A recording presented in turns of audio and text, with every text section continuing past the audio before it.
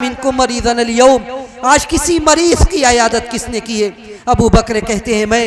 फिर आप पूछते हैं कि आज किसी जनाजे में शिरकत किसने की है? अबू बकर कहते हैं मैं।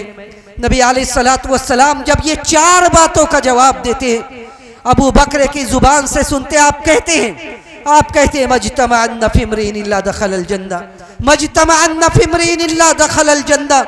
मेरे साहबा, ये सारे औसाफ जिसके अंदर जमा हो जाए, जो रोजेदार भी हो, जो मिस्कीन को खाना खिलाने वाला हो, जो गरीब परवर हो, जो जनाजे में शिरकत करने वाला हो, जिसके अंदर ये सारे औसाफ पैदा हो जाए, फिर उसके बाद उसका ठिकाना जन्नत होगा।